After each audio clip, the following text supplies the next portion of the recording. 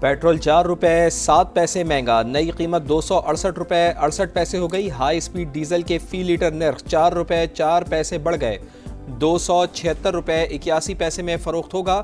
اوگرا نے نوٹیفیکیشن جاری کر دیا۔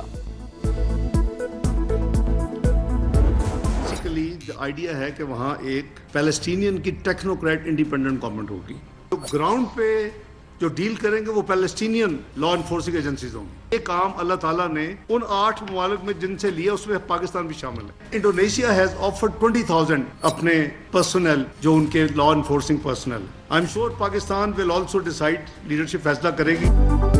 فلسطین سے متعلق پاکستان کی پالیسی تبدیل نہیں ہوئی۔ 8 مسلم ممالک مسئلہ فلسطین 1967 سے پہلے کی سرحدوں کے تحت حل کرنے کے لیے پرعزم۔ امریکہ میں سب کا ایک ہی ایجنڈا تھا کہ جنگ بند کرائی جائے۔ پاکستان کا ان ممالک میں شامل ہونا قابل فخر ہے۔ فلسطینی حکام نے امن منصوبے کا خیر مقدم کیا۔ ہمیں یقین دہانی کرائی گئی ہے کہ حماس بھی اسے قبول کرے گی۔ نائب وزیر اعظم اسحاق ڈار کی پریس کانفرنس، کہا امن منصوبے پر تنقید بلا جواز ہے، سیاست سے گریز کیا جائے۔ ٹیکنوکریٹ حکومت میں فلسطینی شامل ہوں گے۔ انڈونیشیا نے امن فورس کے لیے 20,000 اہلکار فراہم کرنے کی پیشکش کی ہے۔ پاکستان سے کتنے شامل ہوں گے اس کا فیصلہ لیڈرشپ کرے گی۔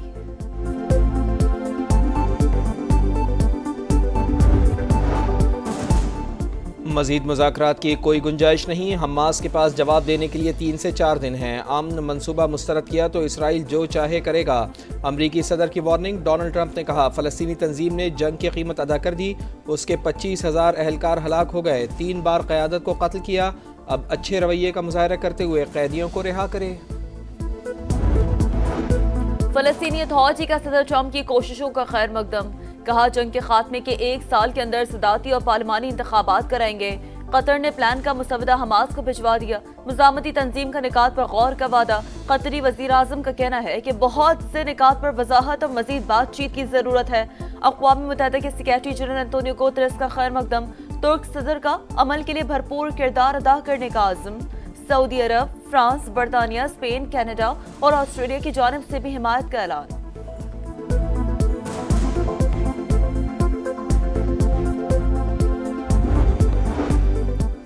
امن کی بازگشت کے باوجود غزہ میں فلسطینیوں کی نسل کشی جاری۔ شمالی غزہ میں اسرائیلی فوج کی پیش قدمی، رہائشی عمارتوں پر گولہ باری، 24 گھنٹے میں مزید 42 فلسطینی شہید، تعداد 66,097 ہو گئی۔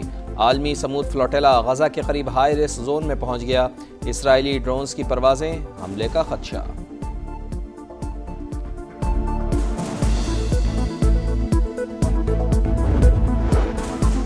پاک بھارت جنگ رکوانا بڑا کارنامہ، لڑائی کے دوران 7 طیارے مار گرائے گئے۔ صدر ٹرمپ کا امریکی فوج کے جنرل سے خطاب، فیلڈ مارشل عاصم منیر کی تعریف، کہا وزیر اعظم پاکستان اور فیلڈ مارشل حال ہی میں وائٹ ہاؤس آئے۔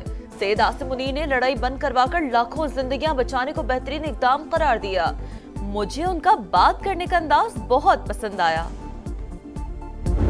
ناقابل تسخیر دفاع کی جانب بڑا قدم، پاکستان کا کروز میزائل فتح 4 کا کامیاب تجربہ 750 کلومیٹر تک اپنے ہدف کو نشانہ بنانے کی صلاحیت رکھتا ہے۔ میزائل جدید نیویگیشنل آلات سے لیس، دشمن کے میزائل ڈیفنس سسٹم کو بھی نشانہ بنا سکتا ہے۔ صدر، وزیر اعظم اور chairman joint chiefs of staff کی سائنسدانوں اور انجینئرز کو مبارکباد۔ عمران خان والی بات کے اوپر پارٹی میں تقسیم کرنے میں آپ کی بہن علیمہ خان کا ٹھیک ٹھاک کردار ہے، اور علیمہ خان بجائے ان کو منع کرنے کے، تقسیم ختم کرنے کے پرووک کر رہی ہے۔ حفیظ اللہ نیازی صاحب جو ہیں وہ آرٹیکل لکھ رہے ہیں جس پہ وہ لکھ رہے ہیں وزیر اعظم علیمہ خان کو چیئرپرسن بننا چاہیے۔ علی امین گنڈا پور کے علیمہ خان پر سنگین الزامات، کہا بانی کی بہن پارٹی تقسیم کر رہی ہے، ان کے تمام ولاگر سے رابطے ہیں، میرے خلاف باقاعدہ مہم چل رہی ہے۔ حفیظ اللہ نیازی بیٹھ کر آرٹیکل لکھ رہے ہیں جن میں علیمہ خان کو وزیر اعظم اور چیئرپرسن بنانے کی بات کی جا رہی ہے۔ پارٹی کے اندر گروپ بندیاں اور ذاتی مفادات پر بان چڑھ رہے ہیں۔ ہر شخص کسی نہ کسی سہارا گروپ کا حصہ بن رہا ہے۔ کابینہ میں تبدیلی معمول کی بات، بانی کے ہر حکم کو ہم نے ہمیشہ قبول کیا اور آئندہ بھی کریں گے، وہ کہے تو ایک لمحے میں حکومت ختم کر سکتا ہوں۔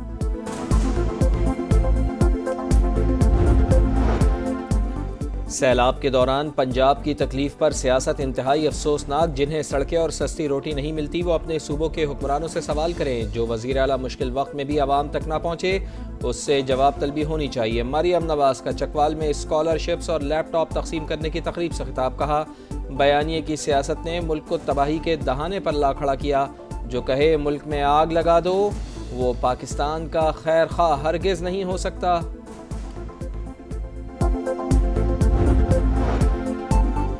پانی پر بیان، پیپلز پارٹی ناراض، مریم نواز سے معافی مانگنے کا مطالبہ، سینیٹر قومی اسمبلی سے احتجاجاً واک آؤٹ، معذرت کرنے تک کسی بھی قانون سازی میں حصہ نہ لینے کا اعلان۔ پانی قومی معاہدے کے تحت تقسیم ہوا، صوبے اپنے حصے پر فیصلہ کر سکتے ہیں، مریم نواز نے اسی تناظر میں بات کی۔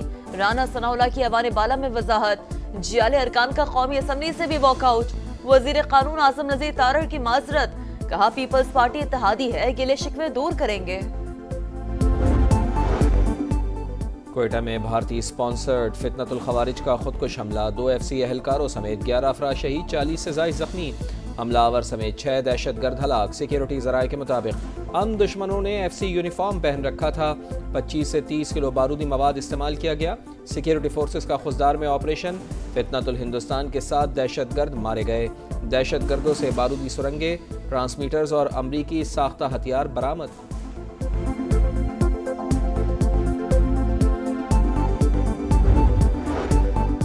وفاقی وزیر مواصلات عبدالعلیم خان کی قازقستان کے وزیر ٹرانسپورٹ سے ملاقات، پاکستان اور قازقستان کے لیے ڈائریکٹ فلائٹس پر گفتگو، سفری شرائط میں نرمی اور ملٹیپل ویزوں کے اجراء پر بات چیت۔ عبدالعلیم خان کی قازق وزیر کو اکتوبر میں ہونے والی ریجنل ٹرانسپورٹ کانفرنس میں شرکت کی دعوت۔ سلک وے ٹرانسپورٹ فورم سے خطاب میں عبدالعلیم خان بولے، بین الاقوامی راہداریوں کو امن و خوشحالی کی شاہراہیں بنانا ہماری ذمہ داری ہے۔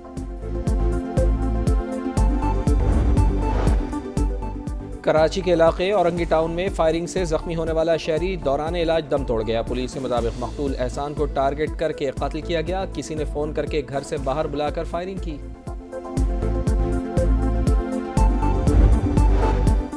لاہور کے علاقے غازی آباد میں گھریلو ناچاقی پر شوہر کو قتل کرنے والی بیوی گرفتار، اعتراف جرم بھی کر لیا، مقتول کے بھائی کی مدعیت میں مقدمہ درج۔